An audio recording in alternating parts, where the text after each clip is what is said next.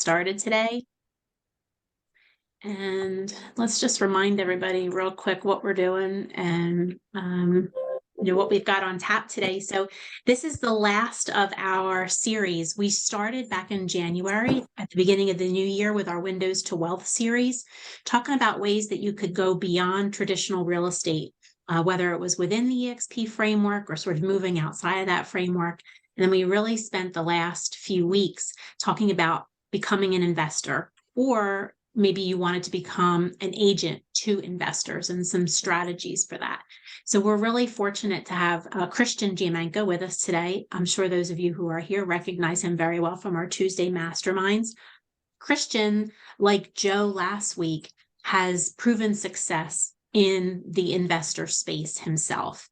Last week, and just to give you some context, Christian, last week, Joe had a very unique approach in the way that he selects properties. He really talked about how he looks to maximize use, that he sees a house or a structure and thinks about, can he add on, a bedroom or a garage, or to improve the use and value of the property overall, which is, I think, like I said, very unique and even a little bit aggressive, but certainly intriguing. So now we're curious today to hear about your background so that you can maybe share with us, I know your background, how you got started in real estate, but give us a little bit of how you started in real estate, but then what really led you to want to purchase your first property. Give us some context.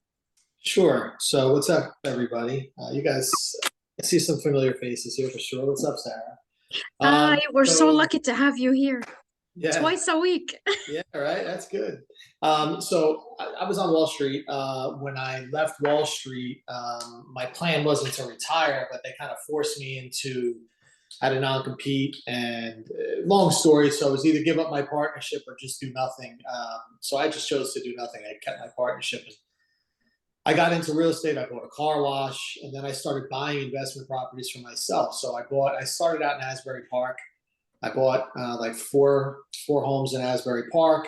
I bought an 8-family apartment building, and I just started buying some places there. And the guy that was actually taking me around, the agent, he was making a ton of money off of me. So I was like, that's how I got my real estate license. Because I'm like, why is this guy, he's making all the money, I might as well just get my license, right? So I never planned on getting my license to be an agent like I am today, but it just kind of fell that way, So that's how I got into it. And then I wound up selling my properties in Asbury, and I bought a bunch of places. I have like 9 multifamilies in Red Bank. So, and I've had them all since, I guess, 2004 now. I mean, it's, I love them. Thank God I did it. And there's so many times along the way, especially in the beginning, where, I had friends of mine who had some properties here and there, and, we were going to sell them. We were going to do this, do that. But, thank God I didn't sell them, because now I have them all.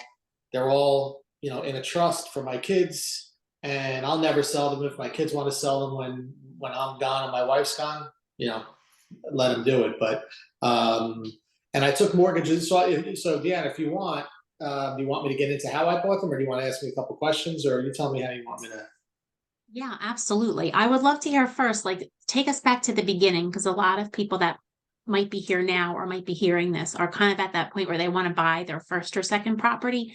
So maybe start there, how you sort of got over those initial barriers or concerns or anxieties, Sure. And then maybe how your formula sort of developed from there. Yeah. So, I mean, obviously, it's a little nerve-wracking buying your first place, right? Because you don't know how it's going to work out. You're going to be a landlord. I mean, when I had my places in Asbury, all of my tenants were Section 8. And I was like, oh, this is going to be awesome, right? Because Section 8 tenants, their rent is paid by the state, right? So if I had a three-bedroom unit and the rent was $1,800 a month, the state was either paying, almost all of it. So I'd probably get maybe $1,200 from the state, and then the other $100 would come from the actual tenant. So it was guaranteed money. I got a check in my hand. However, what I learned from that was that number one, even that $100 is hard to get from the tenant, right? I mean, because it is what it is. They're in this position for a reason or whatever. Number two, there's state inspections involved. So when you own residential real estate in most towns, anytime you change tenants or whatever, you have to get a new CO and all that stuff. Well, with the state, there's a state inspection every year on top of that, town inspection, and they're pretty brutal, right? So, so you deal with a caseworker that tenant has, and let's say that tenant's in there, she's in a 3-bedroom. Most of the time, I'm renting it out for $1,800 to a Section 8 tenant. I could probably be getting $2,000 or $2,100 if I just rented it out myself.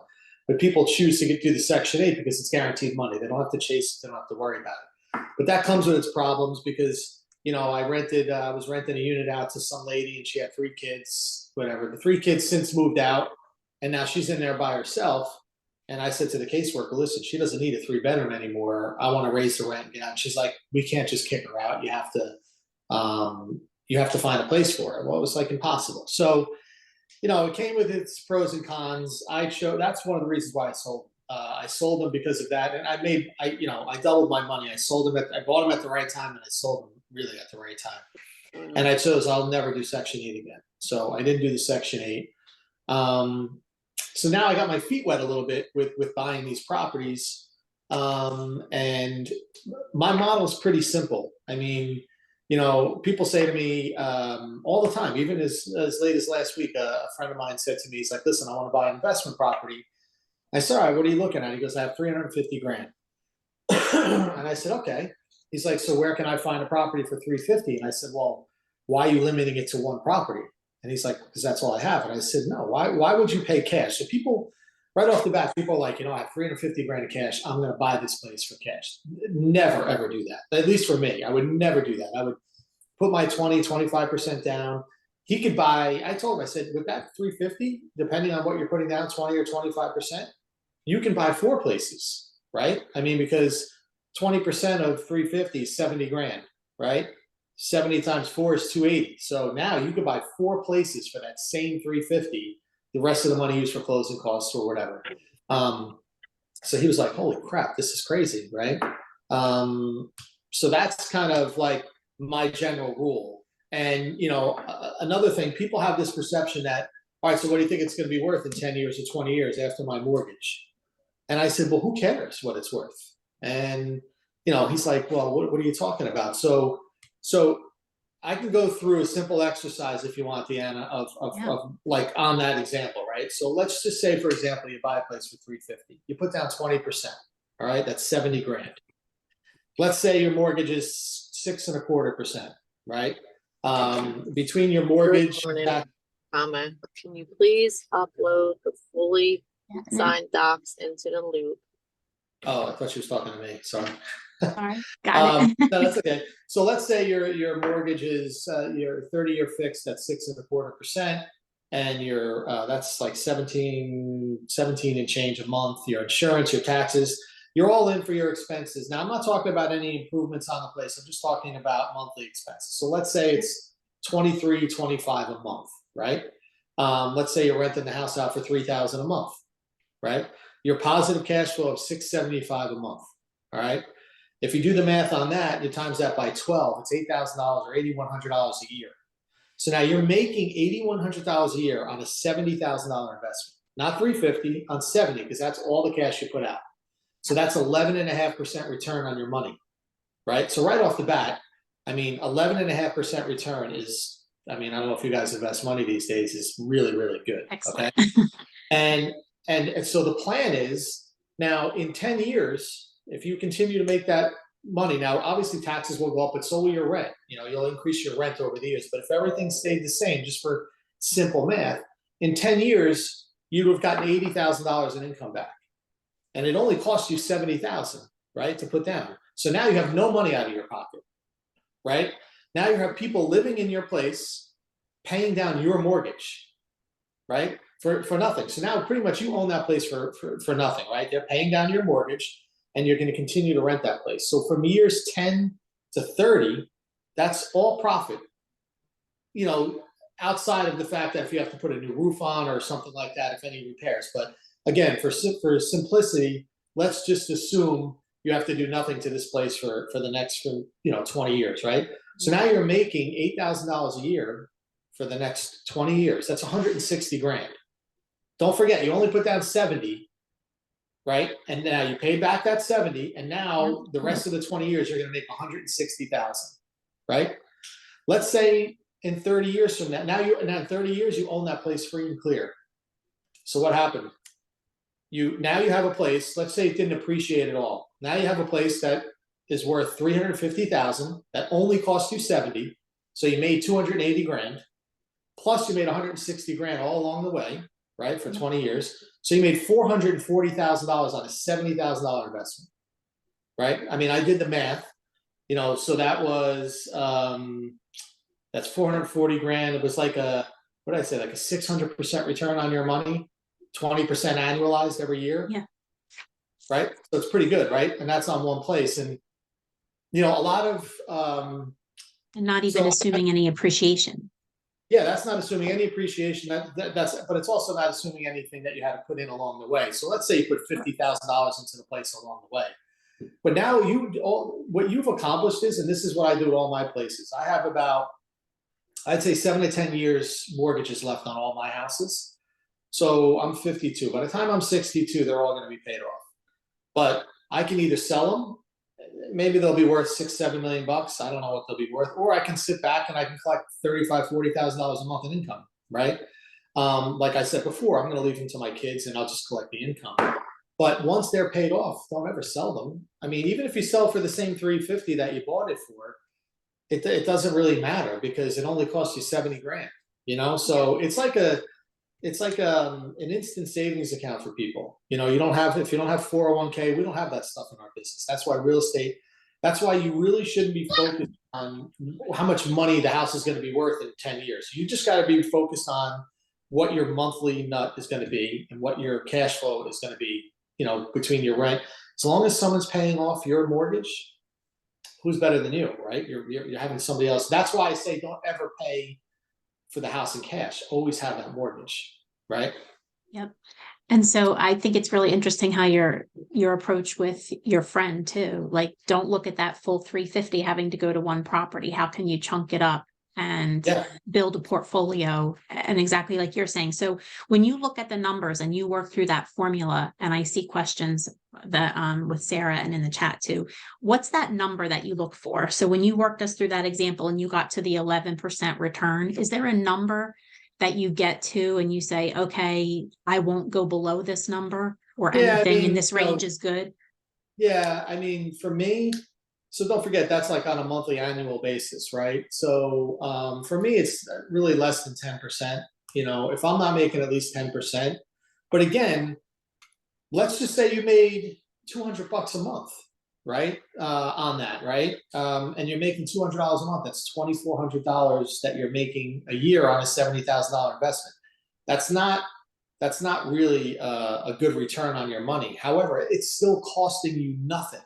You know what I mean? It's costing you nothing to own that house, right? You put down 70 grand and someone's paying the mortgage for you and you're making $200 a month. So people have different mindsets.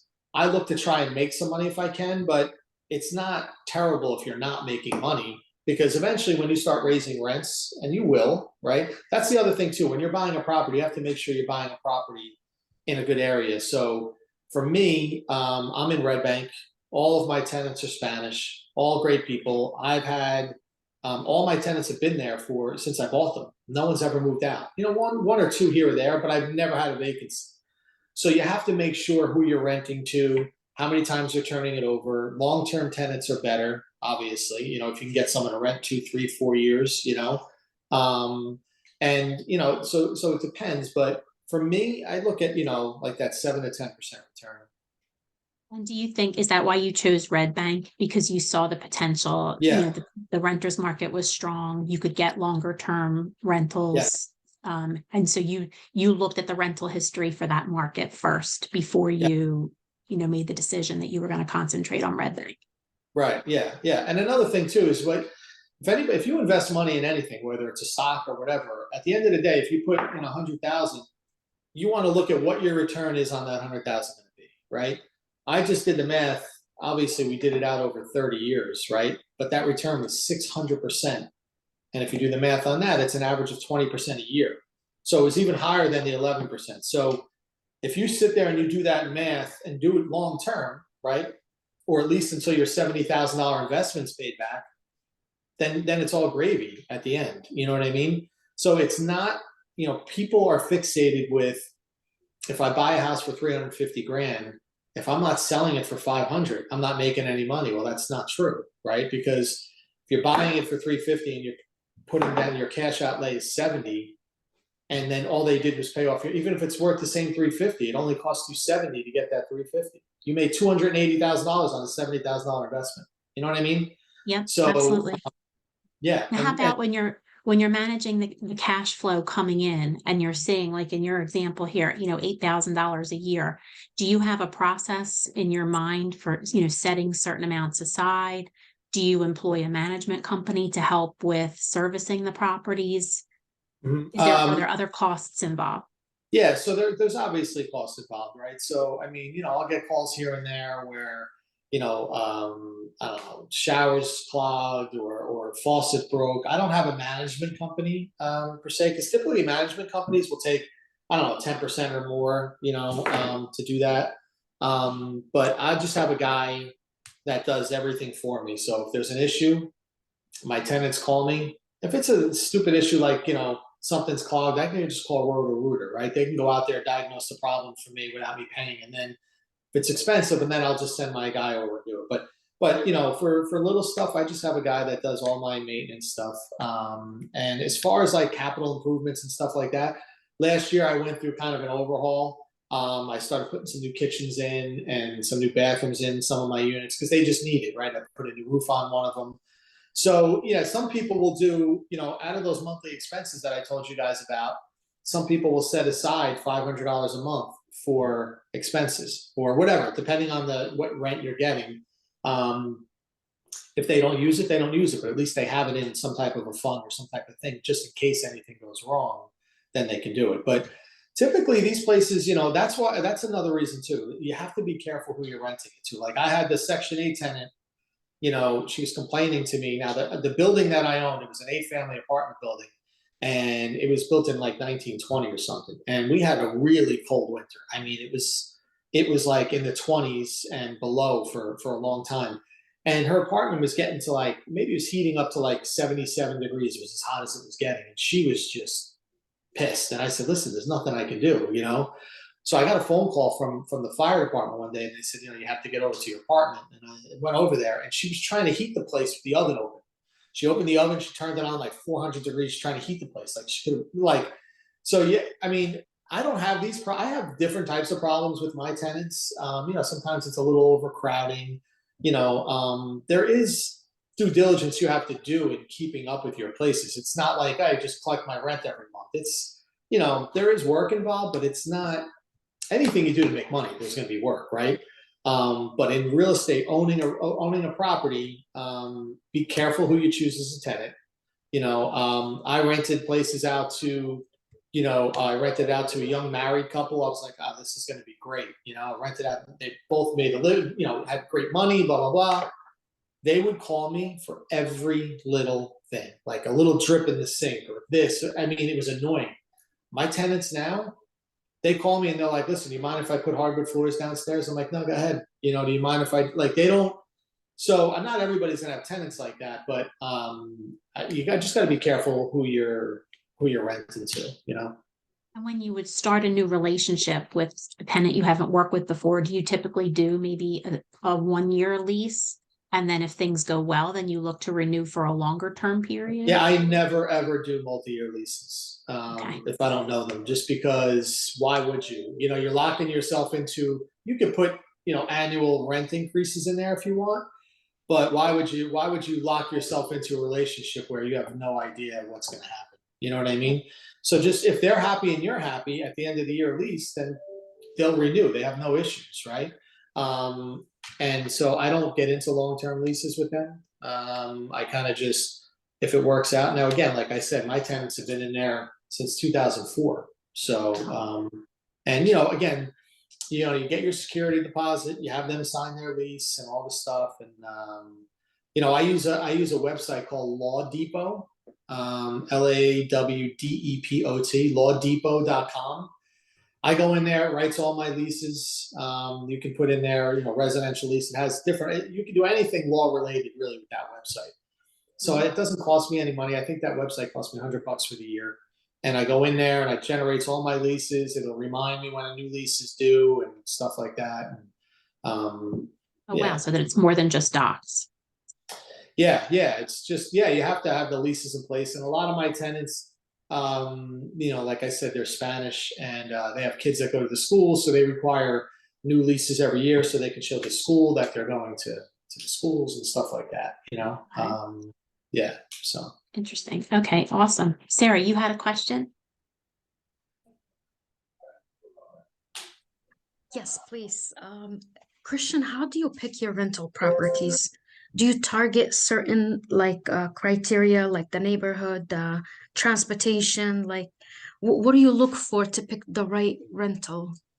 I mean, so I look for what's convenient for me, right? As far as if I have to go over there for some reason, or if I have to have somebody go there. So now all my places are kind of in the general vicinity. So, my guy's not running all over the place. If I wanted to buy one, I was going to buy a few by Rutgers. I looked at it and I was like, it's going to be more of a pain in the neck for me, right? So I just kind of look in the general area of what that area is, if it's a high rental area or not. And you kind of get to know your audience. And it all depends on who you want to rent to. You might want to go in there, fix up your place, granite countertops and do all this stuff and have this really pristine place and rent it to somebody and just have like a high-end rental.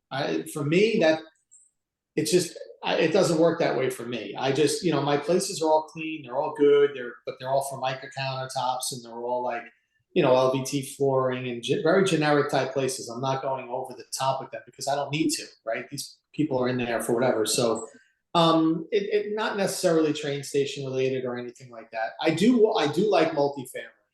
So there's a lot of things you can do with multifamily. So I have 2 duplexes right now, and my attorney's actually, I'm going to do a condo conversion on them. So I have one of them. It's a duplex, 3 bedrooms on one side, 3 bedrooms on the other side.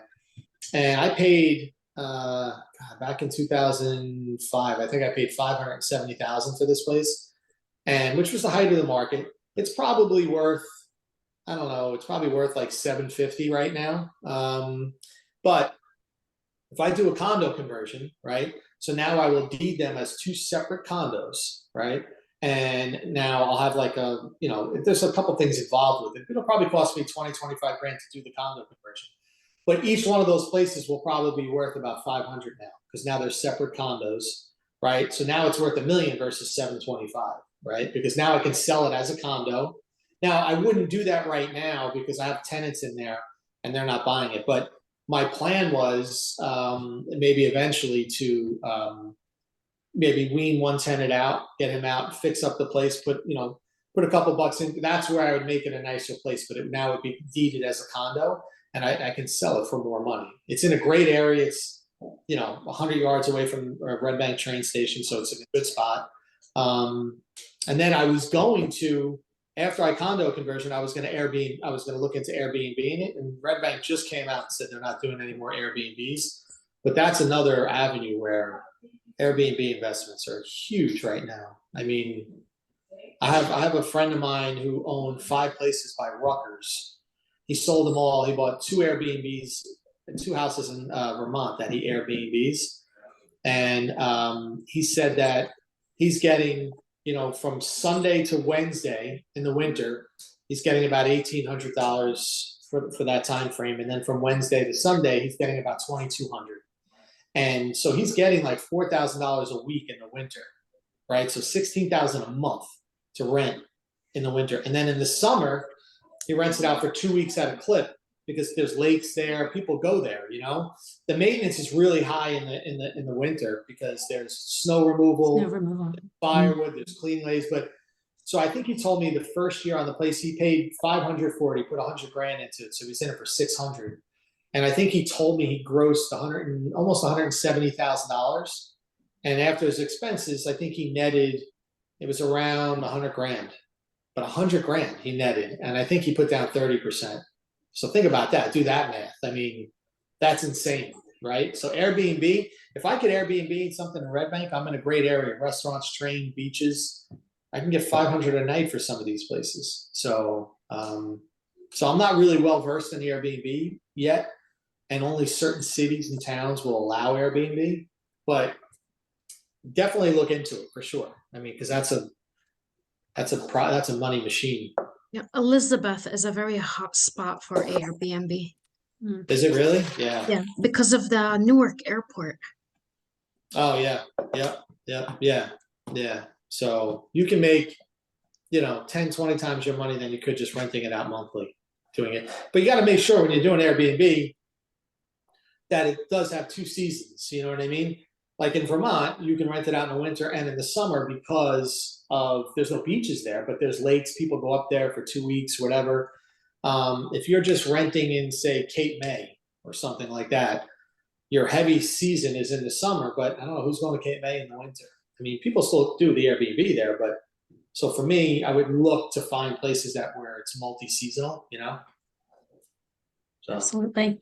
Interesting. So do you ever look at properties? Clearly, you are looking more long-term. You see the investment opportunity to rent, collect the rents over time, pay the mortgage, and have an asset at the end of all of that. Do you ever go into a property looking to renovate and flip? Is that something that you've ever done, or are you really Yeah. concentrating on the rental market? No, I mean, I've done plenty of flips, but I have flips, I'm a little bit more stringent on. If I can't make 20 to 25% on my money on a flip, I'm not touching it because it's just not worth it, because that is something where either I'm paying cash for or I'm mortgaging, and then I have carry costs along the way, and you're not guaranteed what you're going to sell it for. So I always buy things on the worst case scenario. And if I think I can make money on the worst case scenario, then I do it. But it's not worth it for me unless I'm making 20%. I'm not, to put all that time and effort in, if I bought a place for 250 and I put 50 into it, I'm in it for 300. And if I sell that place for, if I net 325, like I'm not saying 25 grand is not a lot of money, but that's less than 10% for all that risk. Like one little thing goes wrong and then and that's a lot of time. It's time consuming when you're doing a flip. You got to schedule contractors. And it's just, I don't do it myself. So it's really got to be, like I said, 20%, 25% that's my minimum. Do you bring in those cases, do you bring in a general contractor, or are you managing? Are you the GC yourself? You're bringing in a GC. Well, no, it depends on the pro. I can pretty much GC a lot of it myself because I have a lot of, just through my real estate business, I have a lot of electricians, plumbers. I have a lot of guys that can do a lot of things for me. So I don't really need a GC. So it depends. Like I actually have a client that has a house that he's been trying to renovate for, I don't know, 3 years now. And it's like probably all done. It's probably $1.4 million house, but he's in a little financial trouble, and it's probably going to take another 150 grand to finish it. So he's kind of approached me about, it's not really a flip, but I'll put up the 150, and then we can kind of split the profit at the end, But I don't know if I'm going to do it because I don't think there's enough meat in it for me to do it, Yeah. He said he'll GC it and he'll do all that stuff, but listen. From the rental perspective, there's a lot of things too that people, don't realize. I mean, everybody thinks, oh my God, you have to buy a place in an LLC, right? That's really not true. I mean, in the beginning, I was buying my places in LLCs, but it's really not true because the reality is God forbid something happens in one of these places and they're going to sue you. You're the owner of the LLC anyway. They're going to go right through you and get whatever. I buy my places. And they're in my name. Now, I do put them in an LLC just for tax purposes, but not for liability perspective, right? Okay. But I have an umbrella policy on my house. So on my main residence, I have a $10 million umbrella policy. So if, God forbid, outside of my property, so God forbid I ever, got into a car accident or one of my kids did, or God forbid I killed somebody in a car accident, they're going to come after you, right? They're going to sue you. So I just have an added protection, that umbrella policy on my house. And what I do is with my rental properties, I add each one of them to that umbrella policy. And it doesn't cost that much. It's maybe $100, $200 a year. but it's just added protection, against, God forbid, something happened, right? God forbid that the house burned down for some reason and you were negligent. You just have that added protection. You have your regular homeowners insurance, but then for a couple $100 a year, you have a whole nother, protection for you. So you don't need to put it in an LLC, but add it to your umbrella policy for sure. And if you don't have an umbrella policy, get $1 million one, get something, talk to your insurance guy and just say, listen, I have this investment property. I want to get an umbrella policy as well, and put it under that just for another layer.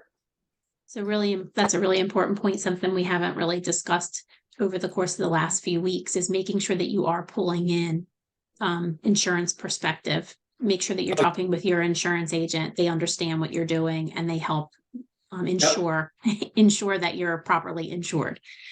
Yeah. Absolutely. Sarah, Yeah. how about you had a question? Yes, please. Christian, how do you find your properties? The one that you flip? Do you go to an auction? And how do you pay for them? Do you also finance like the rental properties, or do you pay cash? All right. So how do I find my flips? I mean, right now, I used to go to the auctions. This was, 4 years ago, 5 years ago, I think it was the last auction I went to. They're not worth it now because, I go to an auction, I have a house in mind, and I'll spend any more than three. Go to these auctions, you have to have 10% with you, and to buy. Purchase. Go to these auctions. I'll say the max I'm going to spend are paying $340, $350. Now, if it's an end user, someone that's going to buy and live in it, they obviously can afford to spend more money in it, right? Because they're going to live in it. They don't really care about the upside. But some of these investors don't have the same vision as I do. They feel like, you know what, I'll pay $350, but I'm not changing the roof. I'm not changing windows. I'm going to go in there.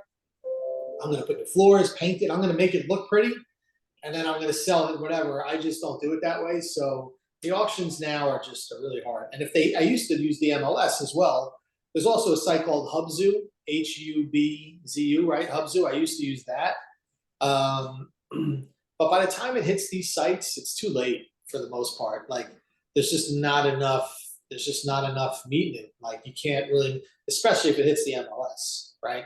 And once it hits the MLS, it's, game's over, right? You have to try and get it before the MLS.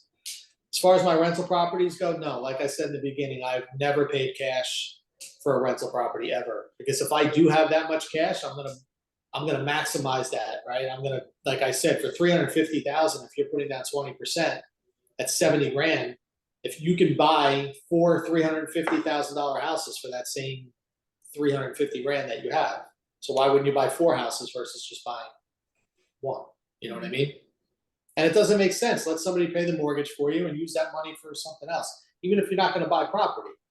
As long as you can get positive cash flow on the rent, don't ever pay cash for it. And if you can't make positive cash flow, then don't buy it. It just, everybody talks about cap rates and all this stuff. And, cap rates is more for commercial, in my opinion, or unless you're going to buy a big multifamily, unit, complex, right? I was, in negotiations with somebody, with a couple investors that I had, private guys, and we were going to buy a 65-unit building. But the numbers just didn't make sense, right? So at the end of the day, you can take cap rate, you can take whatever you want. It's all about the end result. Like, what are you're putting in X, what are you making? If you're not making positive money, it just doesn't make sense for me anyway, Christian, a lot of people are saying right now on the different Zooms that I go to, the money now is in commercial real estate, not residential real estate, like to invest into storage units, warehouses. What do you think? Well, all right. So storage units, yes. I mean, listen, I missed the boat on a storage facility 10 years ago. I'm kicking myself, right? But go out and try to find a storage unit right now. Go out and try to find a laundromat right now. You can't, right? Because people don't sell them, right? I have a good friend of mine, a client of mine, that owned 28 self-storage units, and he just sold it for $600 million, all of them. And they don't. I have 2 clients right now. I wouldn't say they're clients. They're friends and colleagues of mine. One of them represents one of the wealthiest families in New Jersey. they have up to 600, $700 million that they want to spend on just on self-storage, right? So you can't find them. And they don't care where it is because their cash flow, it's just they're cash cows, right? And it's such a great, that's probably the best investment out there because number one, you only staff it like maybe 5 days a week. If someone doesn't pay, you just put a padlock on it. I mean, it's ridiculous, right? Same with laundromats are pretty good too. But so yes, it is. But general commercial, I wouldn't say that's better than residential. My best friend owns he's probably up to 800 apartments now, and he's all residential. He's got retail on the bottom of some of these buildings, but just like I said, why I could buy a $350,000 house and I can get myself 11.5% return every year. And at the end, when it's all done, I made 600%. Commercial's good, but the commercial market right now, it's retail. So unless you're getting like a big anchor store in there, or you're going to buy like a, piece of land that's like on a U-turn somewhere and you could put a bank or a drugstore or something like that. Like all those places like to be on corners so that people can get to them from both sides of the highway. Unless you're doing that, buying a little strip mall is great. I mean, but it's good. I wouldn't say it's better, but it's definitely good for sure. I mean, if I can find a little strip mall of 5, 6, 7 stores and they were all good stores, I would buy it. But I wouldn't say it's better. Understood. Thank you. Again, everything's about the money, right? Everything's about really what you can get for your money. I mean, so it all depends. Have you ever, speaking of that, Christian, with any of the projects that you've taken on, have you ever, and you mentioned a little bit to your friend who's looking to get that 150,000 to sort of get his project to the finish line, would you ever consider partnering up with someone, or have you sort of gone through that phase and prefer to do things, on your own? How do you approach I'd that? always, all right, so I would always rather do things on my own because then it's me, it's my money, it's my mistakes, it's my whatever. But of course, I would definitely partner up with people, depending on who the person is, number one, and what the investment is, right? Because, these investments change people, and you really have to have a really ironclad agreement between you and whoever you're partnering up with. And this $150,000 guy, this client, I was really close to probably doing it, but at the end of the day, if for some reason it doesn't, he took on this project and he started it. He did 80% of it with a GC. If we get through inspections, and he got permits and all that stuff, but if something goes wrong, I'm inheriting stuff that I wasn't involved with in the beginning. I just don't know if it's not worth it for me. Maybe I can make 30 grand, right? 20%, which is a good return.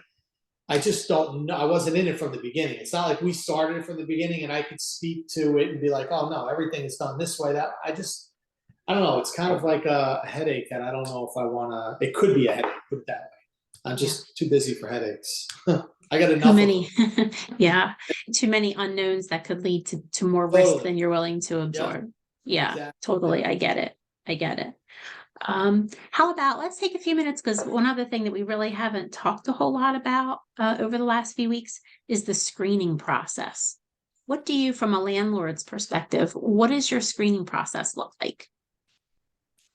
So, well, again, where I rent, and I hate to say this, but I don't even know if half of my tenants are legal, right? So it's funny because when I used to own my car wash, right, I had about, 65 employees at my car wash, and a lot of my tenants used to work for me at the car wash. So I had leases with them, right? And then I had them employed at my, W-2 employee, whatever. I had them employed at the car wash.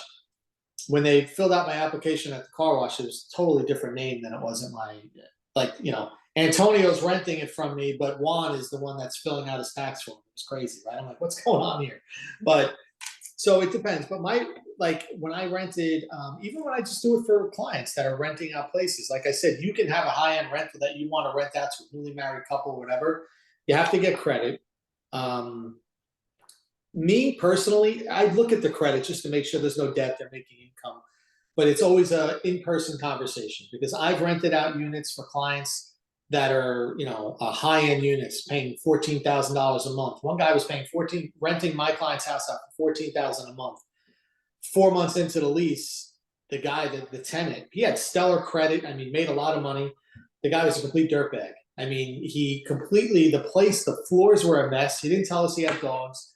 He had 2 dogs in there, and my client approached him about it, and he started giving her a hard time. A month later, she went there and he was gone. He just left. Like, so it's hard. That's why you like to talk to people and like kind of really feel them out personally first, because everything on paper, someone can have a 500 credit score, but could be the best person in the world, right? They can have, they can make good money. They just went through, a rough time, whether it's a divorce or, you don't know what they're going through, but that just because their credit score isn't what you want it to be, doesn't mean they're a bad person or they're going to be a bad tenant. So for me, it's just more about that personal feel. I do look at the other stuff, but I also want to get to know the person, because again, you can have an 800 credit score and be an asshole, right? Or just not take care of this place. I mean, it doesn't mean you're going to be a great tenant because your credit's good, right? So I never judge people by what I read on the paper. I like to meet them. Absolutely. And you trust your gut. I do. Mm-hmm. Yeah. That's really nice to hear. Actually, I had a situation back in December. My cousin was getting a divorce, and she was a housewife for 18 years. She didn't have a credit. So her credit score was like 580, I think.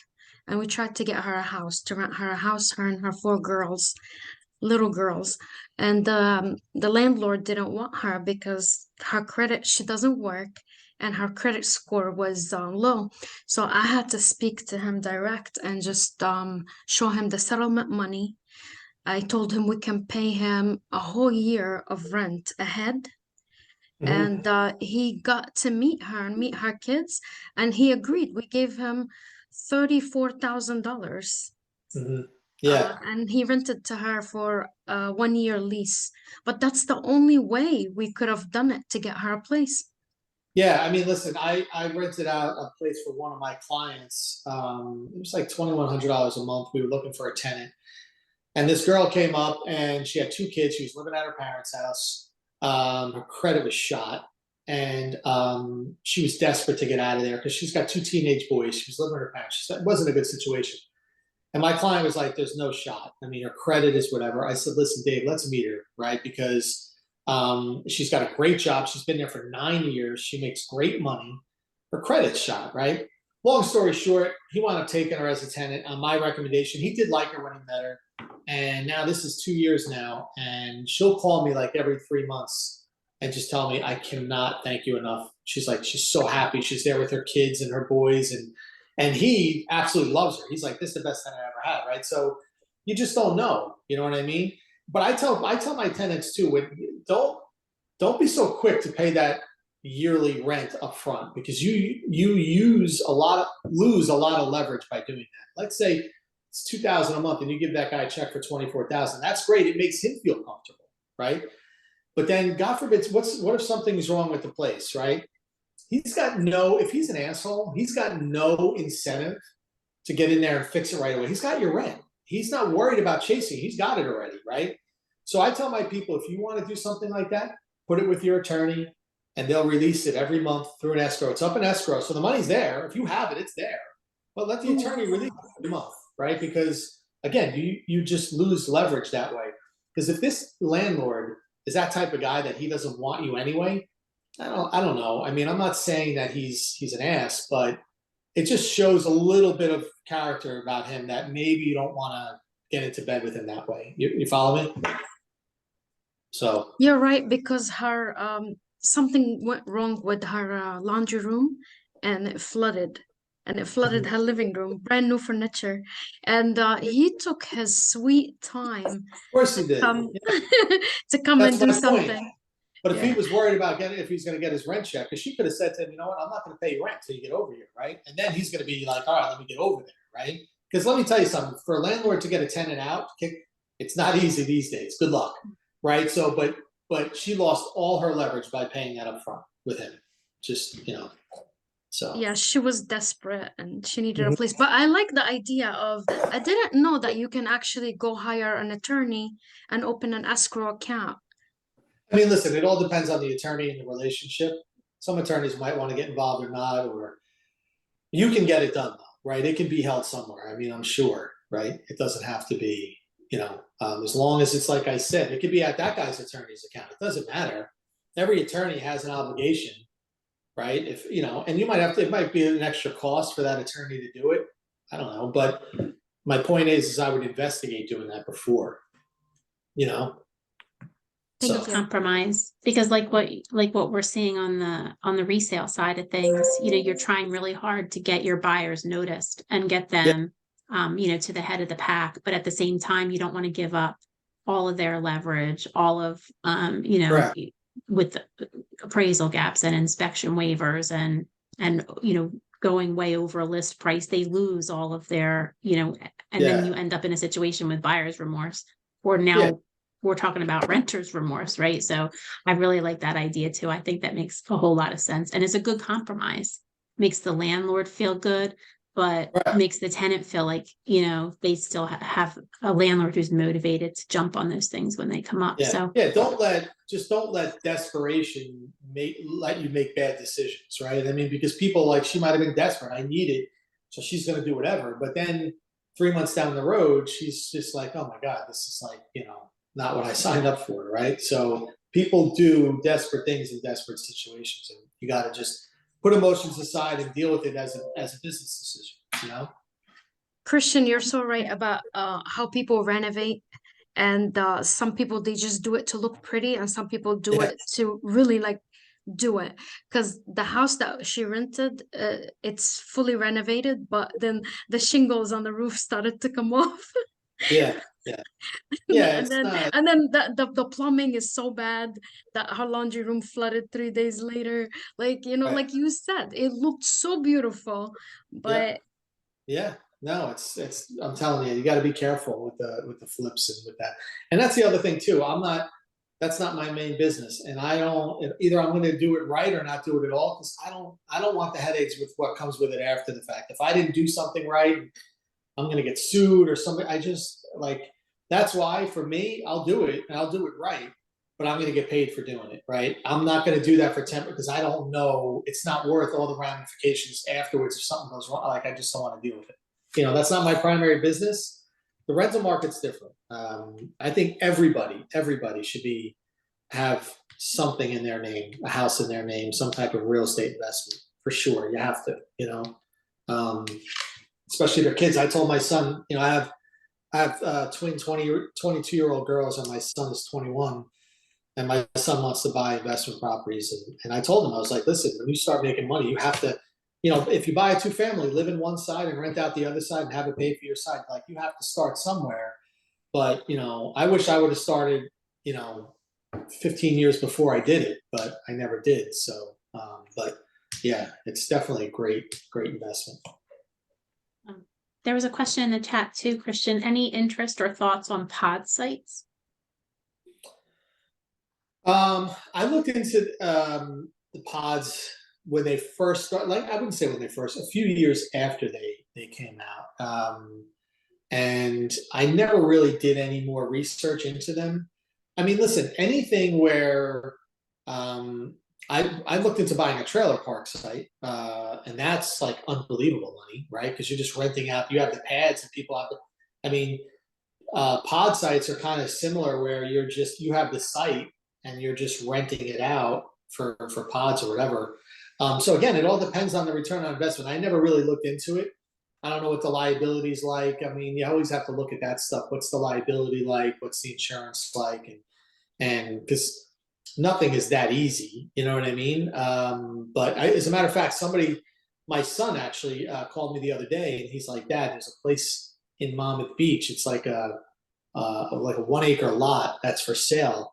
And I'm like, so what do you want me to do with it? He's like, buy it for parking. And now in the summers there, parking is out of control. People spend $10, $15. You make a ton of money just on parking for 4 months, So I was like, all right, well, I told him, I said, you do the numbers and you let me know how it looks. So I'm waiting for him to come back with these crazy numbers. I don't know what it's going to look like, but yeah, so like land and stuff like that for stuff like that. I don't know. It could be interesting. I never really looked into it though. I love how you put it on him to go and do the legwork. Yeah. If you're going to bring it to me, right? I want to know like what the deal is, You So. sound like Chris Brown. Somebody I know.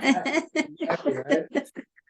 I am intrigued, but we'll see. Excellent. Curious to see what he comes up with.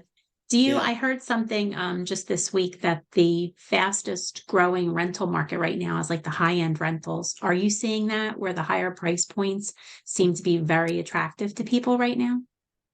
Yeah, yeah. I mean, I have clients that so they built 300 and something units in Woodbridge. We rented them all out. They just built 20 condos in Long Branch. We sold them all. And now they're looking into Asbury and they want to get into high-end rentals. And they just feel like that market, again, for whatever reason, I don't know what to attribute it to. I just think that it enables people that have a high net worth to live in, have one, if they're in Florida or if they're wherever, they just want to have a pit stop here. They don't want to own anything here, right? So they'll build them a really high-end rental place and they'll be able to rent it. It's, who cares if they're paying, $8, $9, $10,000 a month? They don't really care. It's not the money for them, but they have a really awesome place that they can come to. And then, they don't need to own, right? They don't need to pay the taxes. They don't, but they still want to live a certain way. And they're going to do really well.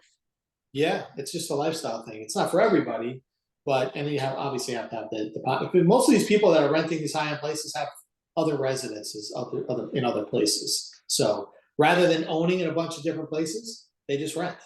Yeah. Are you seeing any, like on the resale side, are you seeing a lot of your higher end resale clients going into rentals temporarily? No, because the problem with that is that I can't find anything, right? I have a guy that sells a $4 million house. He's used to living a certain way. What am I going to put him into? A 2,800 square foot apartment? He's going to be like, what the hell am I going to do here? Like they don't, what I do with those guys is they'll buy something instead of renting it. They might buy something for 700,000, 800,000, paint it, fix it up a little bit, live in there. It's not as big as they want, but at least they own it. They're not in a rush to get out. They have the money to do it. And then when they find something, they sell this way. Because a lot of these guys don't want to be, oh my God, in 12 months, I got to move out again. It's just, they don't want it, right? And they have the money to buy it. Sometimes buying something is cheaper than renting, right? They're going to spend, say, $6,000 a month, 72 grand a year to rent something where you could either buy it cash or even get a mortgage for cheaper than that. And then they don't have to worry about when they get out, right? Because most of these guys will sell their house at the top because they feel like they're getting the most money. But when they're going to re-enter the market, they're very sophisticated. They want to know that they're not paying. They want to wait for the market to turn a little bit, and they're going to, so yeah, that's what most of my clients are doing anyway. Yep. Makes a lot of sense. Yeah. I talk them out of the rentals so I can get another purchase from them, I did it with a client last year. Always a smart businessman. I did it last year with a client. He's like, man, this is great because he's in a 55 and older community right now. And he's like 56 and he was dreading it. He's like, Christian, I can't believe I'm doing this. But so I said to him, I'm like, Steve, how do you like it? He's like, I love it. He's like, he's like all the old ladies think that I'm hot. He's like he's like, really like, it's funny. His wife's always making fun of him, but no, he's like, you know what? I'm in no rush. I don't know where I'm going. He's like, when I sold my house, I had an idea what I was going to do. He's like, that idea has changed 3 times already. And I don't have to worry about being out of a rental to figure it out. I'm where I'm going to be. It might be a little longer than I want to be, but I'm really figuring it out, And like I said, his decisions have changed a million times already because he still doesn't know what he wants to do. So it was the best decision for him for a multitude of reasons. And I think that's the case for a lot of people. A year goes quick. You're getting a yearly rental. That thing is quick. Before you know it, you're unpacked and you got to pack again, Yeah.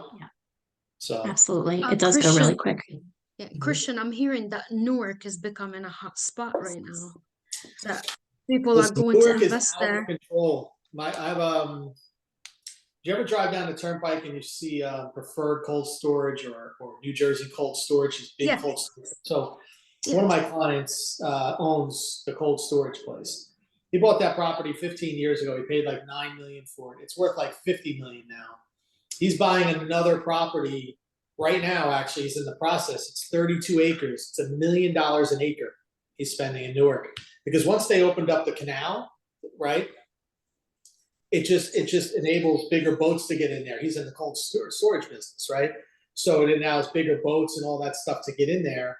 And he's going to build a 250,000 square foot freezer, and he needs big property, right? But all the property in Newark is contaminated. It's like, it's just all, it's with all old oil and stuff. I mean, the ground is just, the problem he's running into now is that the seller doesn't want him to do this, because if he doesn't buy it, based on what he finds out, now this seller's got to disclose it, right? But imagine that, $1 million an acre. And he's buying, I think, 32 or 37 acres. It's out of control. It's crazy. It's crazy. They invested $14 billion into Beth Israel right now. And then the celebrity Shaq, he's coming up with 320 unit tower in New York.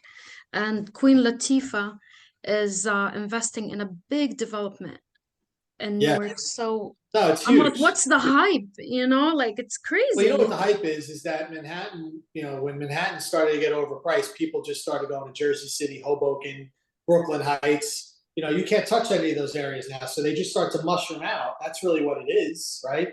And Newark has got views of the water and all that stuff. So depending on what you put there, it's a great location, Yeah, it's nuts. Is it because the Penn Station, the port, and the airport? It's everything. Yeah. It's all of it. It's just proximity to New York is really what a lot of these people are looking at, right? You can live in a beautiful high rise like Hoboken, right? They're going to make a lot of Newark the same way, like Hoboken, Jersey City. Those places are crazy now. And do you think some of that too is people with COVID, as a sort of lingering effect of COVID, that you don't have to live in Manhattan anymore? Right. That we've sort of challenged all those beliefs that we relied on for decades, that you had to be in proximity to the city. So yeah, absolutely. Yeah. I mean, listen, if I can give you guys any advice, if you have any extra money, whatever it is, definitely buy real estate for sure. It's something you'll be glad you did. And again, this is one of the reasons why I joined EXP, right? Because I felt like I was making, I make, over $1 million a year every year selling real estate, which is great money. But at the end of the day, it's not creating any generational wealth for my family at all, right? Nothing, right? What's it doing for me, right? I get some trophies, I get this, whatever. That's when I was with Remax. But now that I'm with EXP, I get my rev share, I get my stock. And the real estate end of it, it doesn't matter where you are, that is generational wealth for you, your family.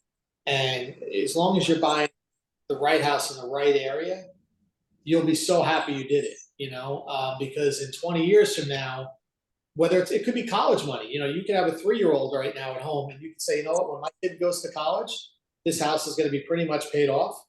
I'm either going to refinance it, pull the money out, and that's my kid's college money. Like, because college is expensive. I got 3 in college right now, so trust me, I know. So whatever it is, it's always going to turn out to be a good investment. I mean, I just think that there's so many good things. You get write-offs with it. It's just, that's why the most wealthy people in the world, most of them they all own real estate. They all own it, so. That's awesome. Christian, Go ahead. Go ahead, Sarah. Christian, off topic. Do you see the stocks for EXP going up or no? Yeah, I do. The whole market right now is just, in general, is just down the tubes, right? Everybody's afraid of recession. It's, the good companies will always rise to the top. That's why, like during this stock market's a little different. It's not, pandemic related. It's not like, like anything geopolitical is different. This has to do with the actual economy, which is a little bit more scary, right? So when this market right now, people think it's recession. So there's a lot of panic selling. But again, it's cyclical. I think the rich are going to get richer, right? Because they're just going to keep, if you're buying a real company and the stock is going down, like EXP, there's no reason why the stock should be down. It's just people have to make money somewhere. They have to take their profit somewhere. They have to sell what they can sell. So, but there's nothing fundamentally wrong with EXP. The company's great. Earnings were great. I mean, we're going to see their fourth quarter numbers come out soon, I think. Next week. Oh, yeah, so the company's doing well. So there's no reason why it's not going to go up. When the stock market goes up, it'll go back up for sure. Thank you. I love it down here. I love it because I'm just gonna, I just keep buying it. That's what Gene told me. I was like, oh, Yeah. should I cash out? Because I didn't know how to check my stocks. And then he showed me how. And I've been Yeah. with EXP a year and a half. Listen, And then, I don't really give advice on stocks because I never want to tell people what to do. But if you're ever unsure, sell half of it, right? yeah. Right. If you sell half of it, right? If you have 1,000 shares and you sell 500 and it goes from 14 down to 10, you're going to be like, oh, great. But now you can buy it back. But if it goes up, at least you still have half, right? Yeah. So if you're uncertain, maybe just sell half, right? I don't know, but it's everybody's. I'm gonna leave it because I'm Yeah. such a spender. I rather just get. Yeah, exactly. Christian, do you have to run all of your leases and everything through EXP? No, Okay, no, that's good to know. yeah. Nope, just my accountant. Yeah, so as long as you're not putting them on the MLS, you're just talking about serving as a landlord in the transaction, so it doesn't, yep.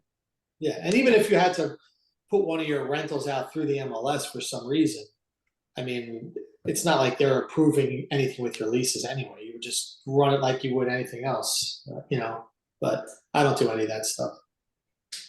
So nothing goes through NTN, you do your own private, I guess, assessment.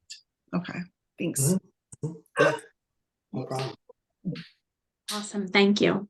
Christian, I knew you would offer a whole other perspective today. I appreciate the information that you shared, and I think it really gets people's minds thinking and Sure. to maybe set aside some of those anxieties and at least get out there and get that first property. Yeah, listen, it's I gonna love be your tough. thoughts. Yeah, it's going to be tough. The first one is always hard because you're spending a lot of money and you're like, oh my God. And it's not like you're seeing a real return right away, but you just have to trust the process, and 3, 4, 5 years down the road, you're going to be like, wow, this is great, because what else are you going to be doing with that money? I mean, what else, if you have it to invest it, right? I think it's great too that the model the math that you took everybody through early on is very straightforward. Yeah. So where sometimes you get caught in the weeds with some of this really complex thinking and Half rate. formulas. Yeah. I appreciate how sort of fundamental it was and straightforward and really rational too, to help you decide whether a project's worthwhile or not. So thank you so much. Appreciate your time. Yeah, my pleasure, guys. Anytime. We'll definitely thank you. We will share the recording. We're going to get that out for everybody. And when we distribute it, the other thing that I'll do too is I'll throw the link in because next Tuesday, EXP will be holding their fireside chat to release fourth quarter and full 2022 earnings. Yep. So I'm really anxious, as I'm sure Christian is, to hear what's going on there. So that's going to be 5 p.m. Eastern. So like I said, I'm going to make sure to include that in our distribution. The last thing that I just wanted to mention, we have Christian's email address here. If you just wanted to follow up with any comments or questions, I'm sure he'd be more than happy to hear from you. As always, he makes himself super available. Yep. And then, anytime. Yep. Thank you, Christian. And then the last thing that I just wanted to mention, I'm going to throw it up on my screen. We're going to totally change course next week. I'm really excited about something that we at Leaders Edge are looking to launch. So we're going to take advantage of next week's Wednesday training just to launch a focus group. It won't take the place of our weekly training slot going forward. But what we're finding is that a lot of agents in our group of over 400 want a place to go, not to talk about real estate, but just to talk more about things that are important to them personally, personal development, self-improvement, nutrition, exercise, work-life balance.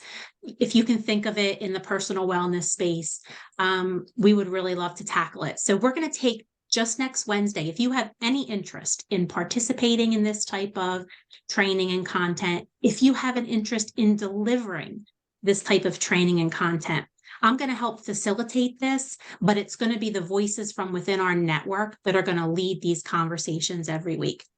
So whether you know of a professional that we can bring in as a guest speaker, or you want to lead a book club conversation on a really good personal development book, we're just going to talk next Wednesday about how this might look and how we can bring more voices from within our network to the table.